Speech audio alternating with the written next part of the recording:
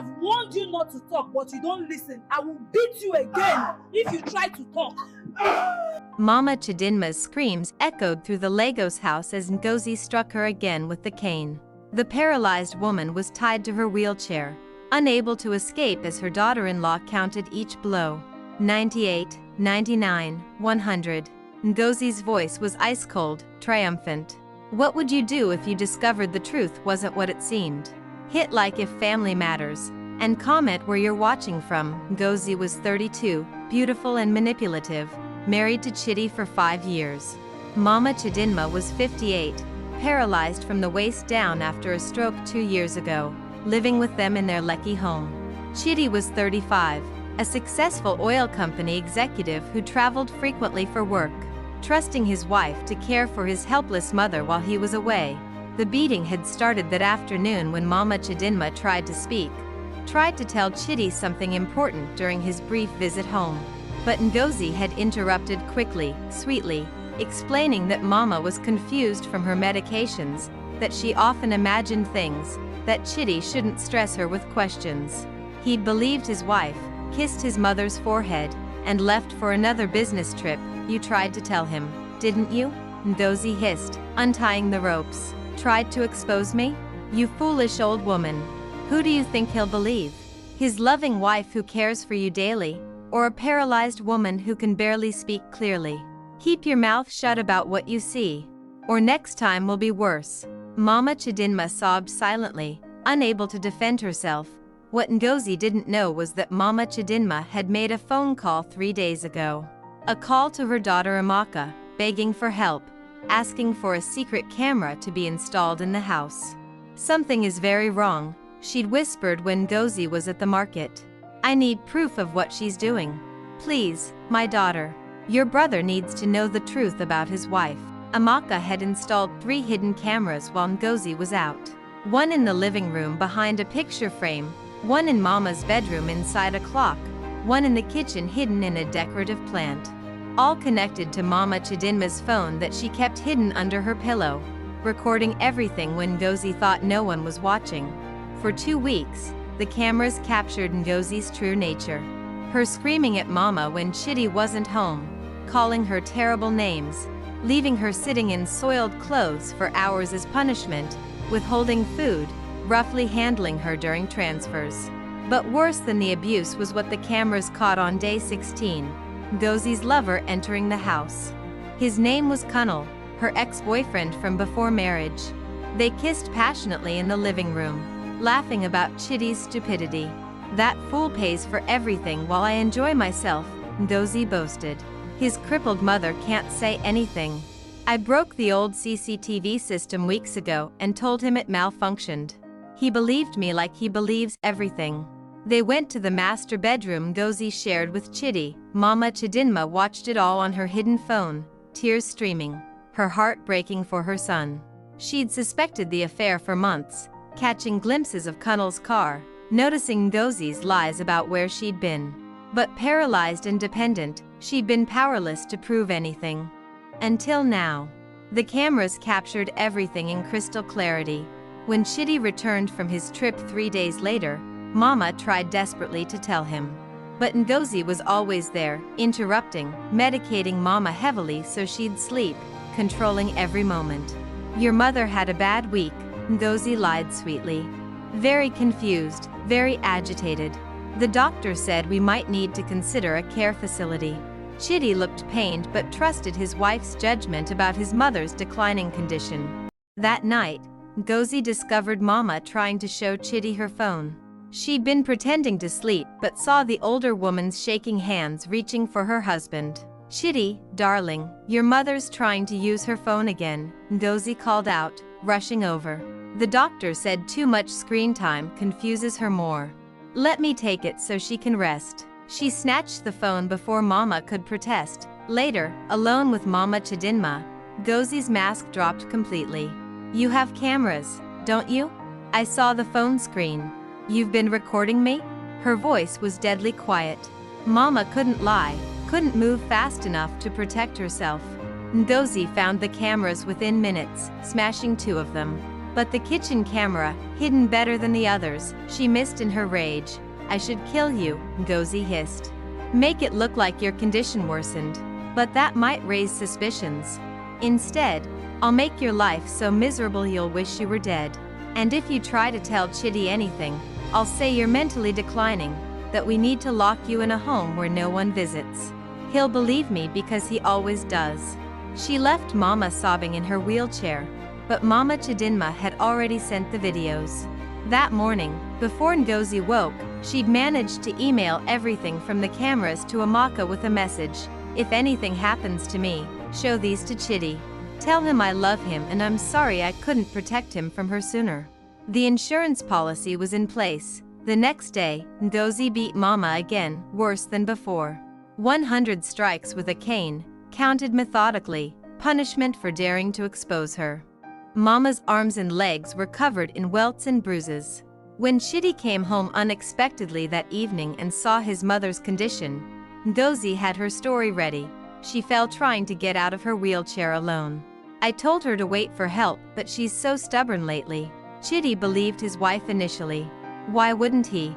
Ngozi had been caring for his mother for 2 years, seemed devoted, always patient when he was around. But something nagged at him about the injuries.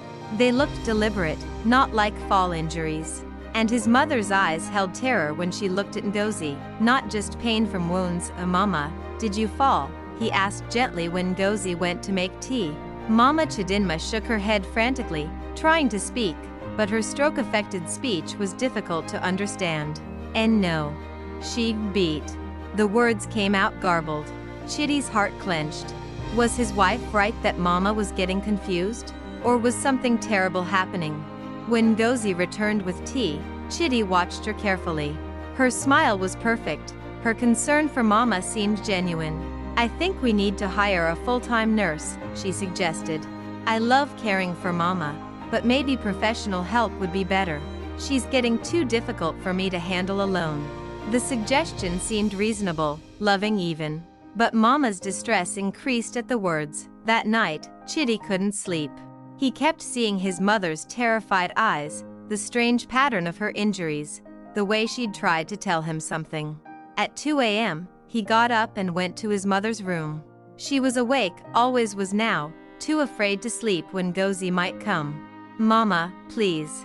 Tell me the truth. Did Ngozi hurt you?" he whispered. Mama Chidinma grabbed his hand with surprising strength. "Amaka, phone, video." The words were slow but clear enough. His sister Amaka had something? A video? "Call her," Mama urged. "See, truth." Chidi's blood ran cold. He stepped into the hallway and dialed his sister immediately. What Amaka told him, what she sent to his phone in the next 30 seconds, would change everything forever. The videos played on Chidi's phone in the dark hallway. His wife calling his mother vile names. His wife hitting his helpless mother. His wife with another man in their bed, in their home, laughing about deceiving him. The rage that filled Chidi was unlike anything he'd ever felt. His hands shook so hard he almost dropped the phone, but he forced himself to stay calm, to think strategically. If he confronted Ngozi now, she might destroy evidence, might run, might claim anything. He needed to be smart. He texted Amaka, "I've seen everything. Don't tell anyone yet. I need to handle this carefully. Is there more footage?" His sister confirmed the kitchen camera was still active, still recording. Hidden where Ngozi hadn't found it. "Keep recording," Chidi texted back. "I'm going to give her rope to hang herself." He went back to his mother's room, kissed her forehead. "I know everything now, Mama. I'm so sorry. I failed to protect you. But I promise, she will pay for every tear, every bruise, every moment of fear. Just give me 2 more days. Can you be strong for 2 more days?" Mama nodded, hope lighting her eyes for the first time in months. The next morning, Chidi acted normal. Kissed Ngozi goodbye, said he had to go to Port Harcourt for work, would be back in 3 days.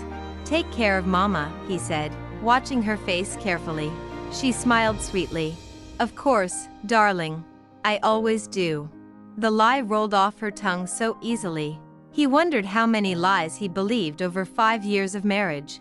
But Chidi didn't go to Port Harcourt. He went to his lawyer, to the police, to gather allies and prepare his counterattack. Meanwhile, Ngozi, thinking herself safe with Chidi gone, called Kunle. "Come over tonight. That fool is traveling again. We have the house to ourselves." She had no idea the kitchen camera was capturing every word, that her husband was watching the live feed, that her world was about to explode.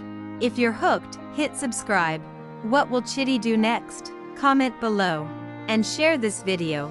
Chidi watched the live feed from his lawyer's office as Kunle arrived that evening. They kissed at the door, Ngozi leading him to the bedroom, both laughing about her stupid husband. His lawyer, Barrister Okoye, whistled low. "This is solid evidence. Adultery, elder abuse, fraud. We can destroy her in court. But we need to catch them in the act for maximum impact. I want her arrested," Chidi said coldly. "Not just divorced. Arrested for what she did to my mother.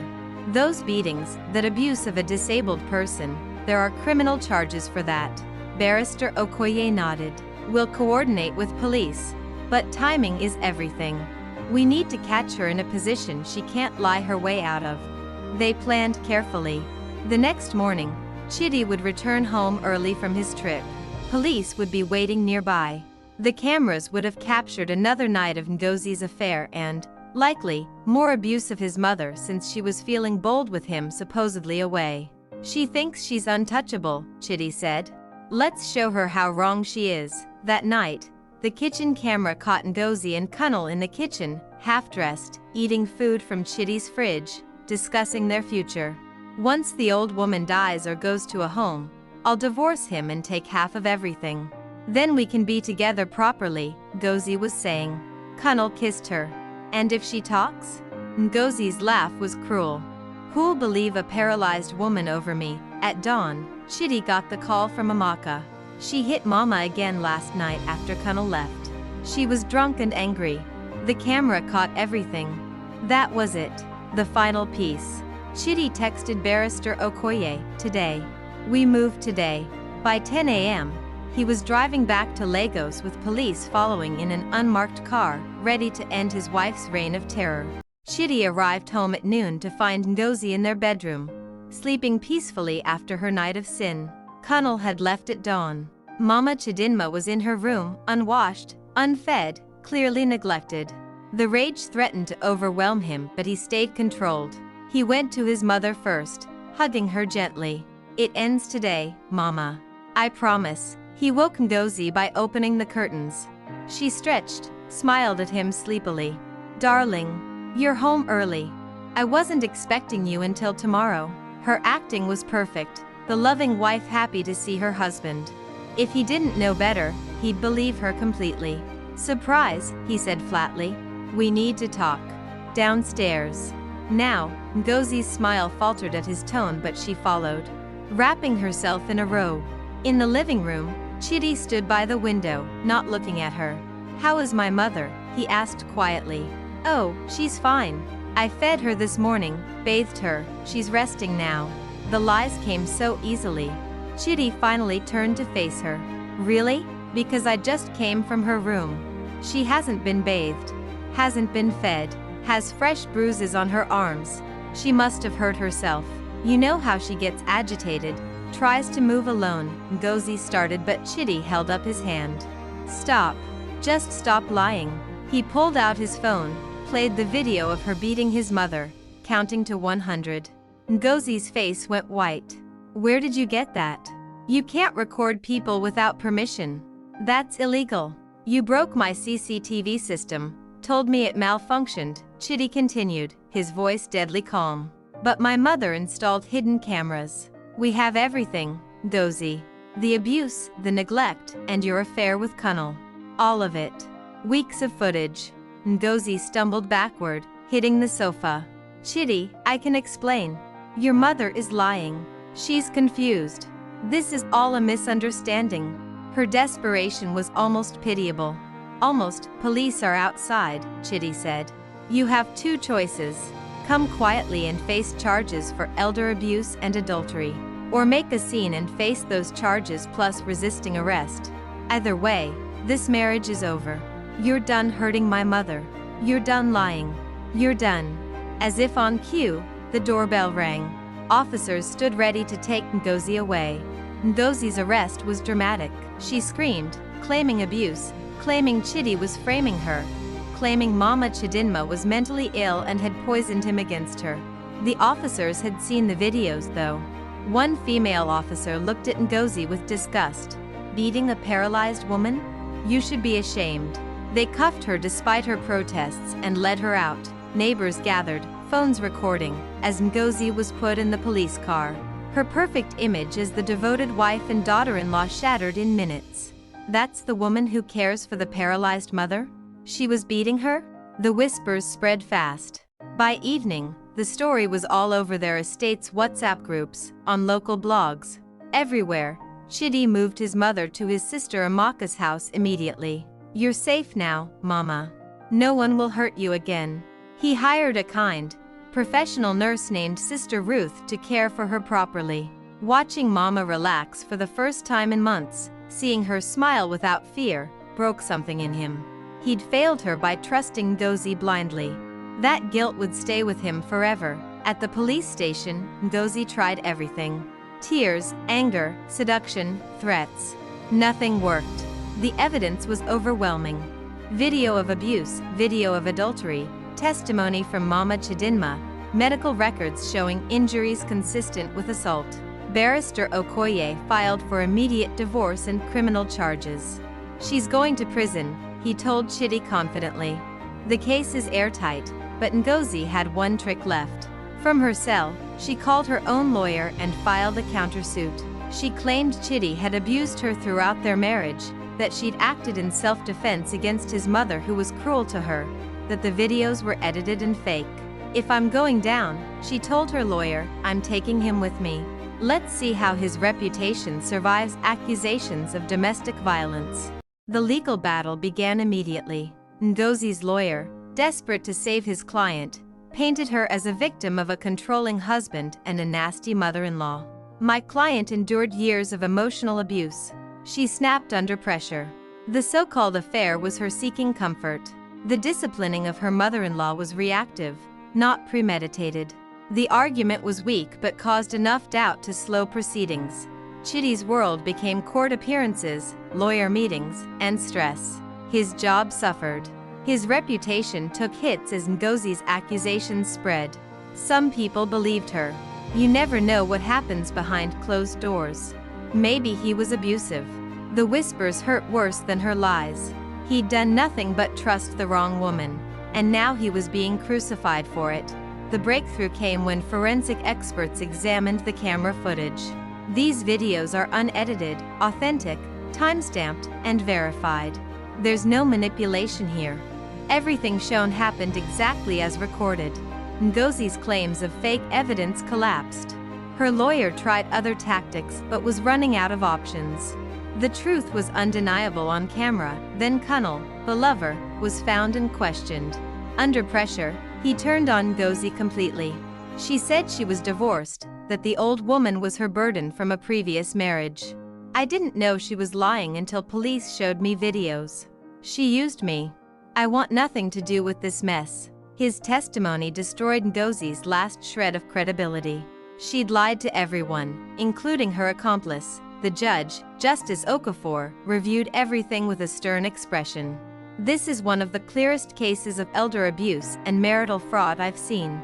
Mrs. Ngozi, you systematically abused a helpless woman while pretending to care for her. You committed adultery while accepting your husband's support. You've shown no remorse, only manipulation. I'm ruling in favor of immediate divorce and criminal prosecution." Ngozi was sentenced to 3 years in prison for elder abuse and fraud. The courtroom erupted as she screamed about injustice, about being framed, about Chidi destroying her life. But Justice Okafor was unmoved. "You destroyed your own life through your choices. This sentence is lenient considering the severity of your crimes. Be grateful it's not longer." Guards led her away as she cursed everyone involved. The divorce was granted immediately. Chidi got everything: the house, the cars, all marital assets. Ngozi left with nothing but a criminal record and destroyed reputation. Additionally, She was ordered to pay restitution for the damaged CCTV system she'd sabotaged and for Mama Chidinma's medical expenses from the abuse. The judgment was thorough and brutal. Chidi felt no triumph, only exhaustion and sadness. 5 years of marriage revealed as a lie. His mother traumatized. His reputation damaged. How did I not see what she was? He asked Amaka one evening. His sister hugged him. Love makes us blind sometimes. She was a skilled liar. What matters now is Mama is safe and healing. You did the right thing once you knew the truth. Mama Chidinma was indeed healing, not physically but emotionally. Under Sister Ruth's kind care, she smiled again, laughed again, felt safe again. The bruises faded, but the psychological scars would take longer. Still, she had her children's love, proper care, and justice. God protected me, she told Chidi. Even when I was helpless, he gave me a way to expose evil. I'm blessed. 6 months after Ngozi's imprisonment, Chidi's life stabilized. Work improved. His reputation recovered as the truth spread. People who doubted him apologized. His church welcomed him back warmly. He focused on his mother's care and his own healing, swearing off relationships until he understood how he'd been so thoroughly deceived. Then he met Adiz at a hospital fundraiser. Are you loving this story? Subscribe and share with someone who needs to hear it. What happens when Chidi meets someone new? Keep watching. Adiz was 30, a pediatric nurse at the hospital where Chidi's company was sponsoring a children's ward. She was beautiful but not in Ngozi's flashy way. She had a quiet grace, genuine kindness in her eyes, and a laugh that sounded like music. They talked for hours at the fundraiser about everything except his scandal. She somehow didn't know or didn't care. When she finally learned about his past, her response surprised him. You protected your mother when you discovered the truth. That shows character. We all trust the wrong people sometimes. What matters is what we do when we see clearly. Her understanding, her lack of judgment, drew him in. They started dating slowly, carefully. Both aware of his wounds, Chidi introduced Adiz to his mother after 3 months. Mama Chidinma's reaction would determine everything. If Mama didn't approve, he'd walk away. But watching them together, his heart soared.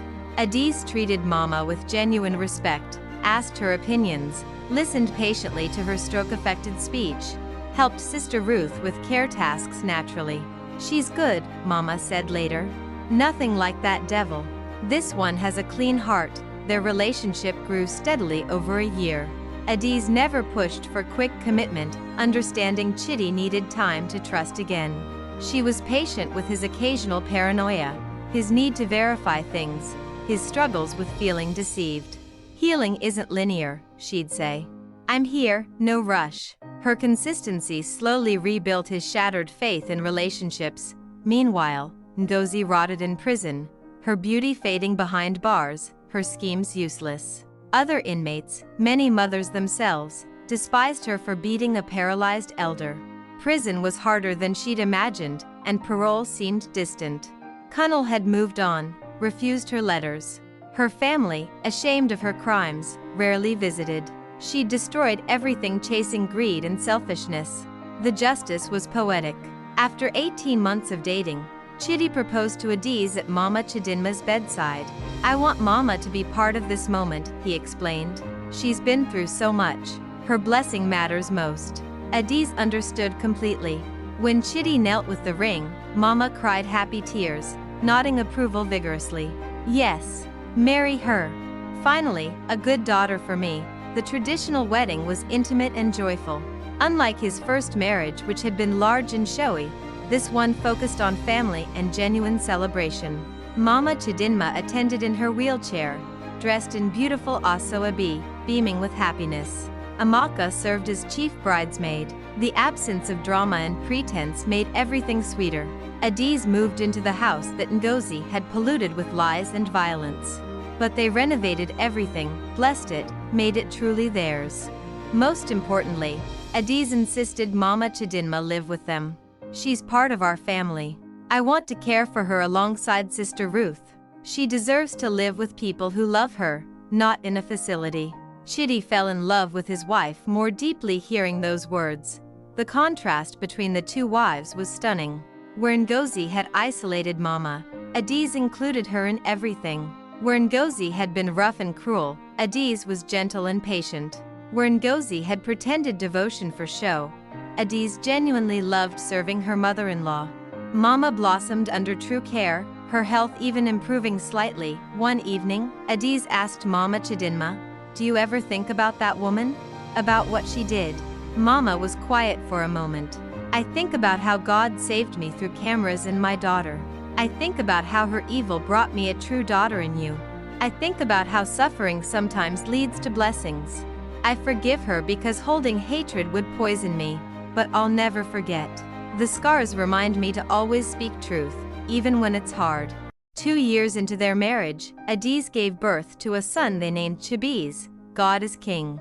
Mama Chidinma held her grandson with tears streaming, overwhelmed with joy. "I thought I'd never see this day. After everything that woman did, I thought my son would never trust again, never have children. But God is faithful." The baby's arrival healed something in the family that had remained broken. News of the birth reached Ngozi in prison. Other inmates said she raged for days, destroying her cell, screaming about injustice. That the man she'd manipulated, the mother she'd abused, were now happy while she rotted behind bars broke something in her. She'd gambled everything on her schemes and lost spectacularly. There was no one left to blame but herself. Chidi visited the prison once, not to gloat but to find closure. Ngozi looked 10 years older, hardened by imprisonment. "I didn't come to hurt you," he said through the glass partition. "I came to tell you I've moved on. I'm happily married to a good woman. My mother is healing. We have a son. Your schemes failed, but I don't hate you anymore. I pity you. You destroyed yourself." Ngozi's response was bitter. "You think you've won? You destroyed my life. I'm here because of you." Chidi shook his head. "No. You're there because you beat my helpless mother and cheated in my bed. I just refused to let you get away with it. That's the difference between us. You blame everyone else. I took responsibility for my family. Goodbye, Ngozi. I hope you find peace somehow, but it won't be in my life." Walking out of that prison, Chidi felt the last chain of anger break. He was free. Truly free. He went home to his wife nursing their son, to his mother playing with baby toys, to Sister Ruth humming as she prepared dinner, to a house filled with genuine love and laughter. This was the family he'd always deserved. The nightmare of Ngozi was finally, completely over. 3 years after Ngozi's imprisonment, she was released on parole for good behavior. She emerged to a Lagos that had moved on, to a family that wanted nothing to do with her, to a world where her crimes followed her everywhere. Her nursing license was revoked. Jobs were impossible. Friends had abandoned her. She'd lost everything. She tried reaching out to Chidi once, a letter delivered to his office. "I'm sorry for everything. I was wrong. I let greed and selfishness destroy lives. I don't expect forgiveness. Just wanted you to know I finally understand what I did." The letter was sincere, humbled by years in prison and the total loss of her former life. Chidi read it, filed it away, and never responded. Some bridges, once burned, stayed ash. Ngozi eventually moved to Abuja, starting over with a new name, hiding her past. She found work as a store clerk, lived humbly in a shared apartment, attended church seeking redemption. The woman who'd once lived luxuriously in Lekki, who'd beaten a helpless elder for fun, who'd betrayed vows without guilt, was broken and rebuilt by consequences. Whether the change was real or survival, only time would tell. Meanwhile, Chidi's family thrived. Baby Chibiz grew healthy and happy, doted on by parents and grandmother. Mama Chidinma lived to see her grandson's first steps, first words, second birthday. Sister Ruth became like family, eating dinner with them nightly, celebrating holidays together. Adiz's genuine goodness created a home that healed everyone in it. The cameras that had once captured horror now captured joy, birthday parties, baby's first laugh, Mama Chidinma smiling in her wheelchair surrounded by family. Amaka visited often, grateful her quick thinking with those hidden cameras had saved her mother. "You never know what happens behind closed doors," she often said. "Trust, but verify. Love, but protect. Family is everything, but not everyone who claims family acts like it. 5 years after the scandal, Chidi and Adiz celebrated their 4th anniversary with a family Thanksgiving at church. Mama Chidinma, now 63 and still paralyzed but deeply loved, gave testimony. "God saved me from evil," she told the congregation. "When I was helpless and abused, He gave me hidden cameras and a daughter who acted quickly. He gave me a son who chose justice over pride. He gave me a true daughter-in-law who loves me genuinely. I learned that suffering reveals character," Mama continued, her voice stronger now with therapy. "My first daughter-in-law showed her evil when she thought no one was watching. My second daughter-in-law shows her goodness even when no cameras record. The difference is a heart submitted to God versus a heart ruled by greed. Choose your character carefully because one day, like hidden cameras, the truth always emerges." The congregation applauded, many crying. Chidi held Adiz's hand tightly, baby Chibi's sleeping on his lap. This was redemption. This was restoration. This was what happened when you chose righteousness over convenience, truth over comfort, justice over enabling evil. The beating that could have destroyed his mother had instead exposed a devil and paved the way for an angel. Somewhere in Abuja, Ngozi watched the testimony online, someone having sent her the link. Seeing Mama Chidinma healthy and happy, seeing Chidi's beautiful family, seeing the life that should have been hers given to a woman who actually deserved it, broke her completely. She'd traded genuine blessing for temporary pleasure and paid a price that would follow her forever. The regret was crushing, but in Lagos, in a home filled with laughter and genuine love, Chidi tucked his son into bed, kissed his wife goodnight, checked on his mother sleeping peacefully with Sister Ruth nearby. "Thank you, God," he prayed, "for cameras that revealed truth, for a mother brave enough to seek help, for a sister wise enough to act, for a wife who restores my faith in marriage, and for teaching me that protecting family means confronting evil, even when it wears a beautiful face." The story of the beating had spread across Nigeria as a cautionary tale, about hidden abuse, about trusting appearances, about the importance of protecting vulnerable family members, about how justice sometimes requires difficult choices. But more than that, it became a story about redemption, about second chances done right, about how choosing truth and goodness ultimately leads to peace. Mama Chidinma's last words that anniversary night captured everything.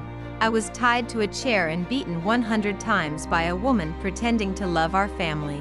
But those 100 strikes taught me 100 lessons about human nature, about resilience, about the power of evidence and truth. Would I choose that suffering again? Never. But would I change how it ended, with my real family together and that evil woman gone? Not for anything in the world." God works in mysterious, sometimes painful ways. But He works. Thank you for following this complete journey from abuse to justice to restoration. What's your biggest takeaway? Comment below and share this story with someone who needs to hear it. Hit subscribe for more powerful African stories about truth, justice, and family. Remember, hidden cameras reveal hidden character. Protect your family wisely. Like if this story moved you and taught you something valuable.